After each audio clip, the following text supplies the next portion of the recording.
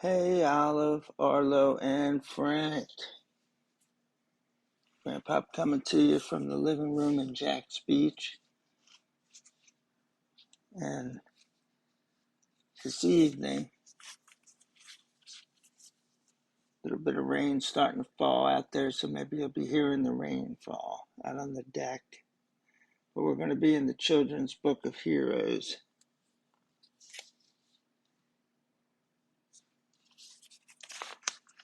And this evening's story is, let's get this cat out of here.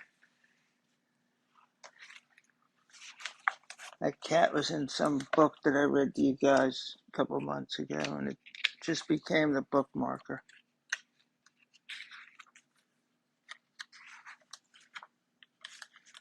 This evening's story is called Helen Keller's Teacher. Frank, you might know who Helen Keller is already, but Arlo, I'm sure you have no idea who she is. And Frank, you may not know who she is either. And I'm not going to do a spoiler alert. Like, I'll just read the story and you'll figure out why she's special. Some of the luckiest boys and girls are the ones who have teachers as their heroes. Helen Keller was not like most little girls. She could not see the flowers blooming in her yard, or the butterflies floating from blossom to blossom, or the white clouds drifting in the high blue sky. She could not hear the birds singing in the treetops outside her window, or the laughing and singing of other children at play. Little Helen was blind and deaf. And there's little Helen Keller over there in this corner. No, not that corner. See, when I'm on the laptop, I'm discombobulated. It's much easier on the iPhone. There's little Helen Keller.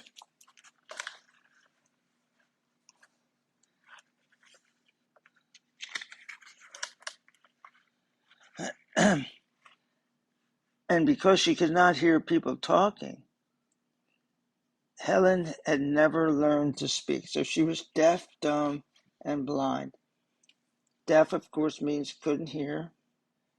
Dumb doesn't mean she's stupid. Like, you're dumb. In this instance, dumb means can't speak. I'm sure those words are related. Dumb meaning, oh, you're dumb, and you're dumb. You can't speak. And blind, so she can't see.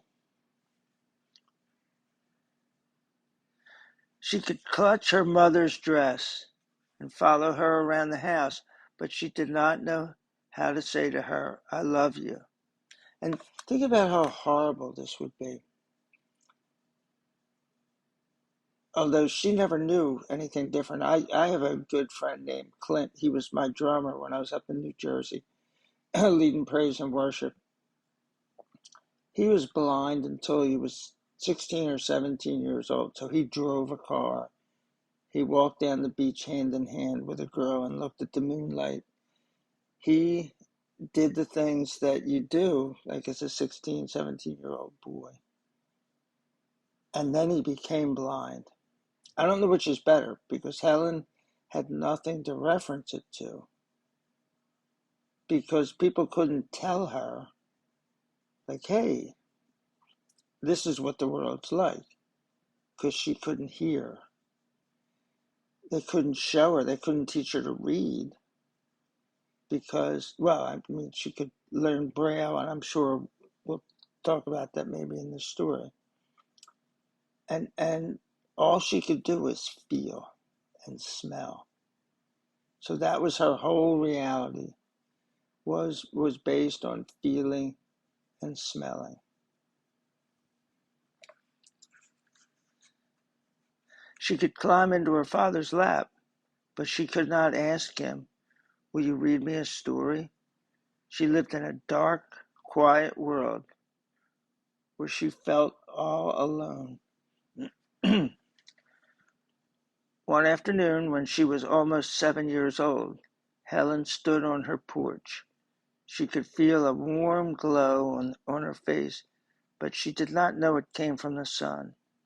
She smelled the sweetness of the honeysuckle vine growing inside her house, but she did not know what it was. So the other one, there's five senses, and the other one is taste. So she could taste, she could smell, and she could touch, but she couldn't hear and she couldn't see.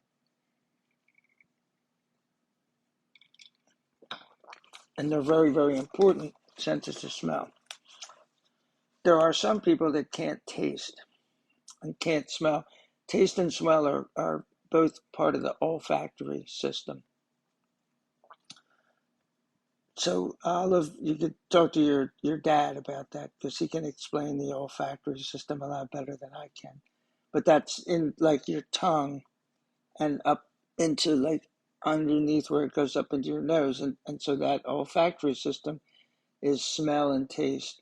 So they're related.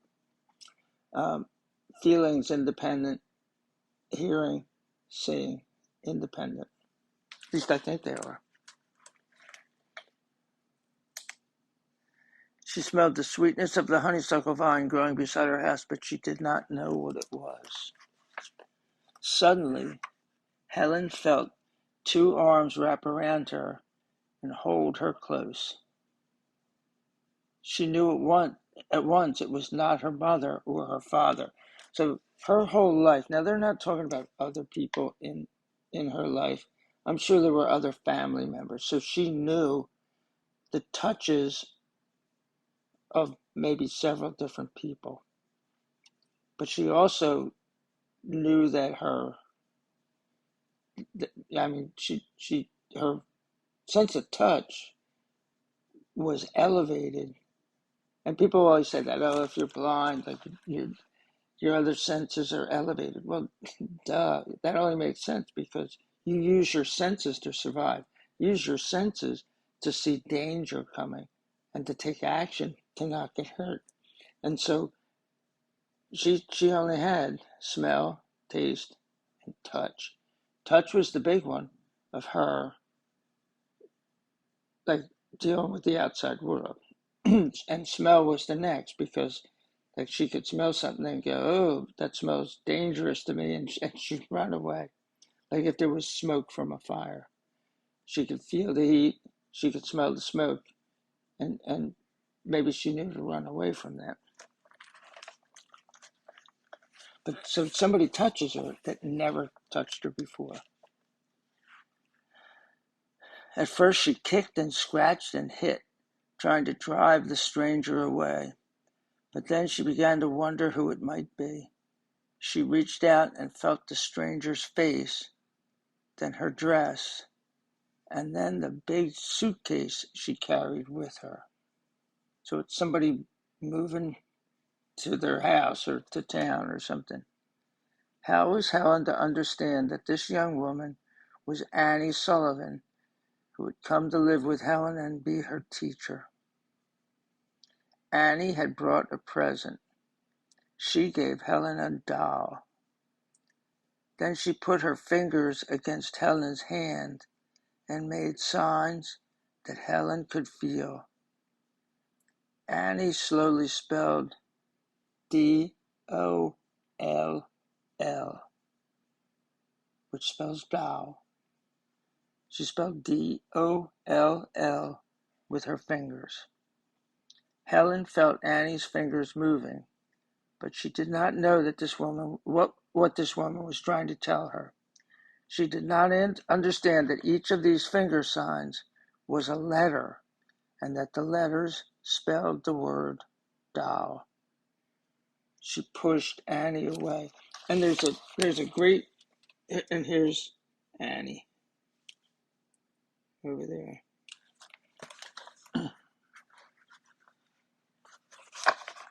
There's a movie with, I forget the girl's name.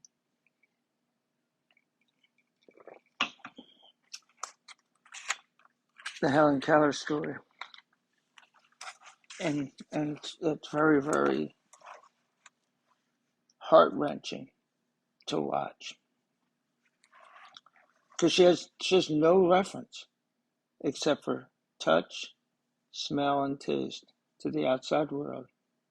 She can't hear anything, and she can't see anything. And because she can't hear anything, she can't speak. And because she can't see anything, she can't be taught to read.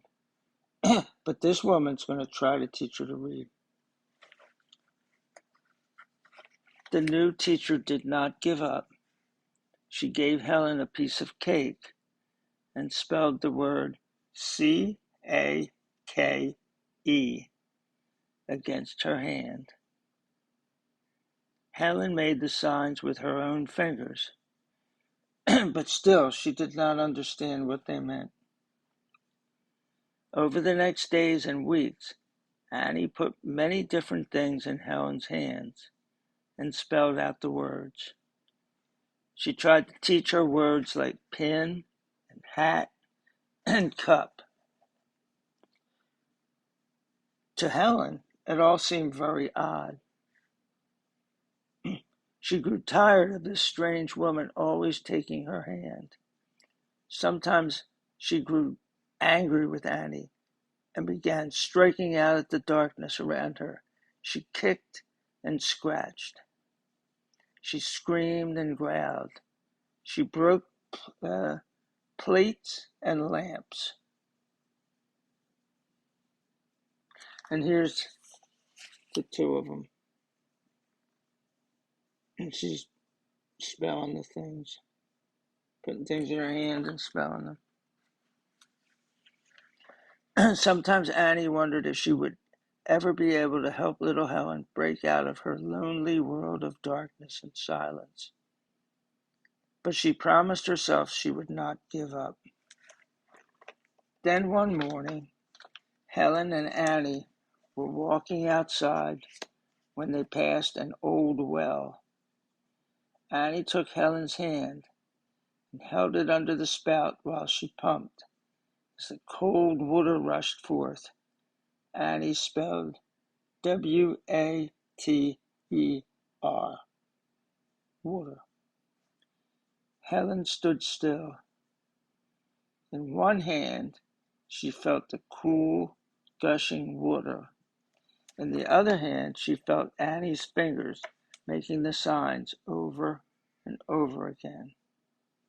Suddenly, a thrill of hope and joy filled her little heart. She understood that water meant the wonderful, cool something that was flowing over her hand.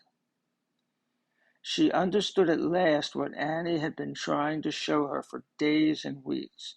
She saw now that everything had a name and that she could use her fingers to spell out each name.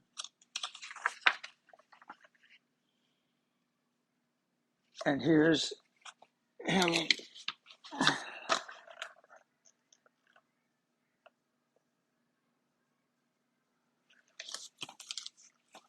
Without Annie there.